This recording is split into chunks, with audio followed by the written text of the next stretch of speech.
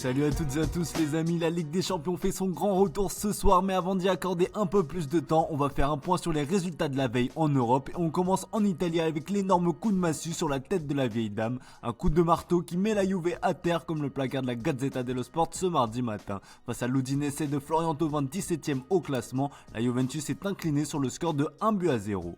Malgré une nette domination en première période, les hommes de Massimiliano Allegri n'ont pas su trouver la faille, au contraire de Giannetti à la 25e minute sur la seule frappe cadrée de son équipe en première période. Ce revers signe probablement la fin de la bataille pour le Scudetto. Les feux sont au vert pour l'Inter, placarde d'ailleurs le Corriere dello Sport. De son côté, le média turinois Tuttosport voit rouge et lâche un cinglant. Bravo la Juve, c'est comme ça qu'on tue le championnat. À l'issue de cette journée en Italie, la Juve compte désormais 7 points de retard avec un match en plus sur l'Inter. Autant dire que les Nerazzurri ont désormais le champ libre.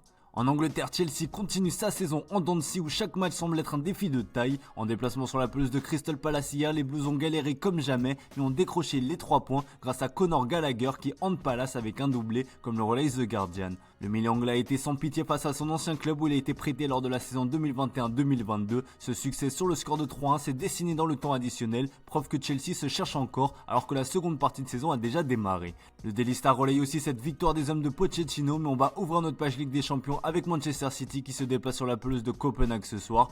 Ultra favoris sur le papier, les Sky Blues vont s'appuyer sur Erling Haaland qui a retrouvé le chemin défilé ce week-end avec un doublé face à Everton. Le Daily Mirror fait aussi la une sur le Norvégien en expliquant que Pep Guardiola a mis un coup de pied au derrière du joueur. Son body language ces derniers temps n'a pas plu au coach qui est toujours aussi exigeant envers son cyborg. Ce qu'il faut retenir, c'est que Pep Guardiola a souhaité lui enlever de la pression à l'heure où le Norvégien n'est pas aussi prolifique que la saison dernière. Bref, réponse ce soir à 21h pour voir si la méthode Guardiola continue de marcher. Ce soir, vous aurez également un autre choix, celui de regarder l'autre affiche des huitièmes de finale aller de la Ligue des Champions entre le RB Leipzig et le Real Madrid. À cette occasion, l'Espagnol Dani Olmo a confié une interview au journal AS. Le milieu a expliqué que jouer Madrid était toujours une grande source de motivation comme vous pouvez le voir sur la une. En 2022, les deux équipes s'étaient retrouvées dans le même groupe et les confrontations étaient toujours serrées. Ce sera encore le cas ce soir, sauf que cette fois-ci, le Real Madrid est décimé. En défense où il y a une hécatombe de blessés dans l'axe, mais Carlo Ancelotti devra surtout composer avec le forfait de Jude Bellingham, la star du Real Madrid. La blessure de l'anglais bouleverse les plans du Mister. Dans ses pages intérieures, le journal espagnol tente de lister les solutions qui se présentent pour le suppléer. Brahim Diaz part évidemment favori même si les options Modric et Rossello existent aussi. Le journal Marca explique aussi que l'absence de Bellingham agite le 11 d'Ancelotti. En revanche, le coach madrilène pourra compter sur la fiabilité allemande incarnée par Toni Kroos comme vous pouvez le voir sur la une de Marca. L'Allemand reste une épaule sur laquelle l'Italien peut s'appuyer dans n'importe quelle condition.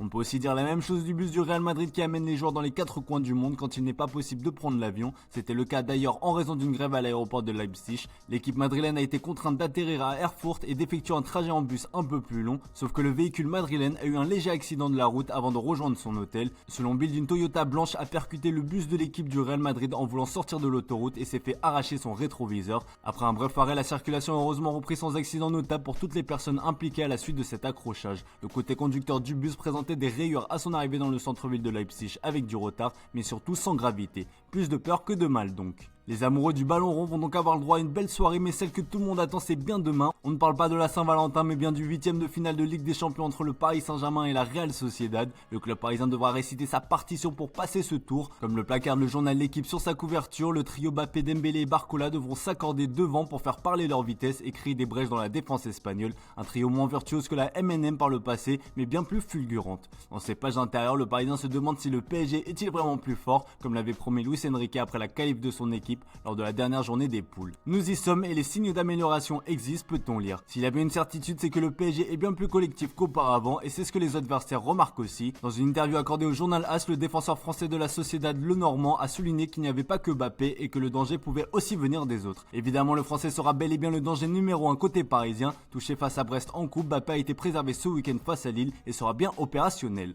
Allez, on termine ce tour de la presse sportive avec l'actualité bouillante au FC Barcelone. Pas de Ligue des Champions pour le club catalan cette semaine. Il faudra attendre celle d'après pour voir le choc face à Naples. Ce qui donne du sursis à Xavi qui est plus que jamais sur la sellette. Alarme totale, placarde le journal Sport pour résumer la situation. Comme vous le savez, l'Espagnol va partir à l'issue de la saison, mais il pourrait bien être remplacé en cas de mauvais résultats face à Naples. Alerte Champions prévient le Mundo Deportivo. Joan Laporta s'est retrouvé très en colère après le nul contre Grenade. Le plan initial du président est de garder Xavi jusqu'à la fin de saison, mais un résultat défavorable contre Naples Naples en Ligue des Champions pourrait précipiter la chute du tacticien espagnol. Dans ses pages intérieures, le journal AS évoque aussi l'ultimatum à Xavi. Pour sortir de la crise, le Barça travaille bien évidemment sur son successeur mais aussi sur le mercato. Une grosse star est espérée l'été prochain malgré les finances délicates du club. Les deux postes ciblés sont le milieu de terrain et les ailes et comme le rapporte Sport, le rêve fou des Blaugrana se nommerait Raphaël Leao. Le quotidien rappelle la piste Leroy Sané qui devrait prolonger avec le Bayern Munich avant d'évoquer celle de l'ailier supersonique de l'AC Milan, aussi dans les plans du PSG pour remplacer Mbappé comme on vous l'a révélé.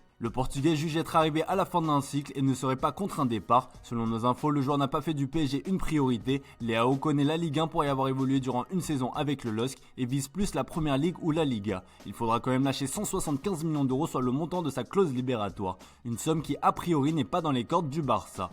Voilà les amis, c'est tout pour ce matin. Merci pour votre fidélité, excellente journée à vous. Comme d'hab, on se retrouve en fin d'après-midi pour le traditionnel JT Foot Mercato.